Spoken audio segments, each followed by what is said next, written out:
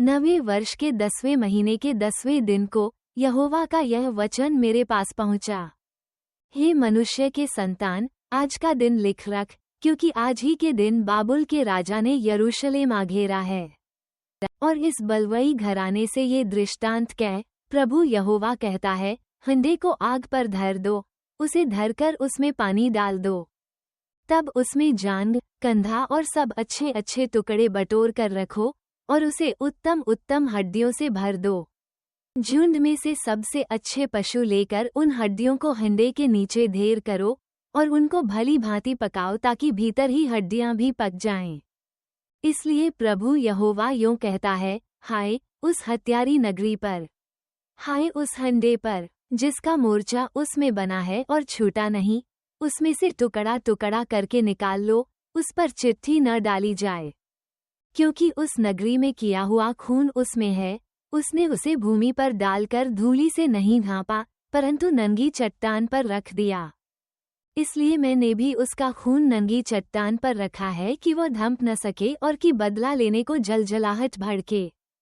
प्रभु यहोवा यूं कहता है, हाय उस खूनी नगरी पर, मैं भी ढेर को बड़ा करूंगा, और अधिक लकड़ी डाल, आग को बहुत तेज कर, मांस को भली भांति पका और मसाला मिला, और हड्डियां भी जला दो।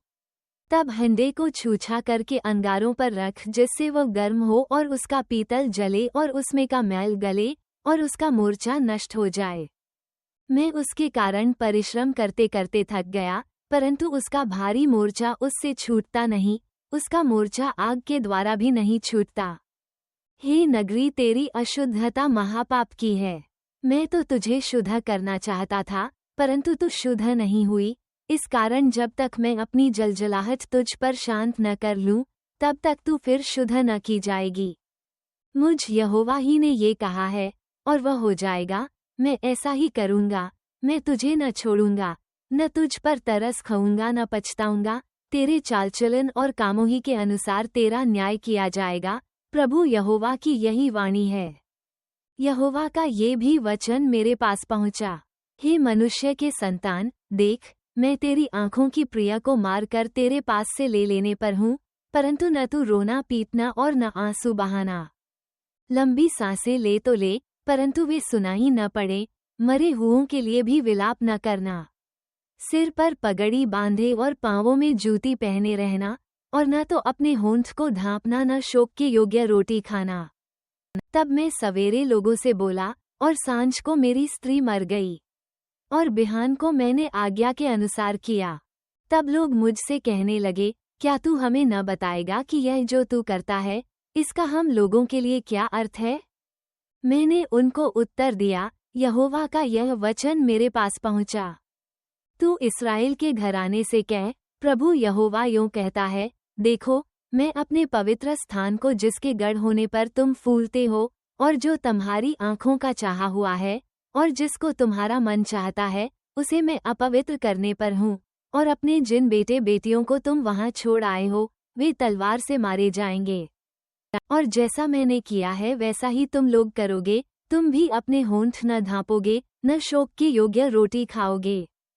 तुम सिर पर पगड़ी बांधे और पांवों में जूती पहने रहोगे। न तुम रोओगे, न छाती पीटोगे, वरन अपने अधर्म के कामों में फंसे हुए गलते जाओगे और एक दूसरे की ओर कराहते रहोगे। इस रीति यहोजकेल तुम्हारे लिए चिन्ह ठहरेगा। जैसा उसने किया, ठीक वैसा ही तुम भी करोगे।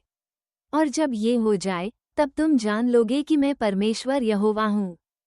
और हे मनुष्य के संतान, क्या ये सच नहीं कि जिस दिन मैं उनका दृढ़ गढ़, उनकी शोभा और हर्ष का कारण, और उनके बेटे बेटियां जो उनकी शोभा, उनकी आंखों का आनंद और मन की चाह है, उनको मैं उनसे ले लूंगा। उसी दिन जो भाग कर बचेगा, वो तेरे पास आकर तुझे समाचार सुनाएगा।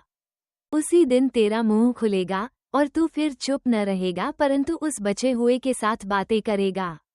सो तू इन लोगों के लिए चिन्ह ठहरेगा, और ये जान लेंगे कि मैं यहोवा हूँ।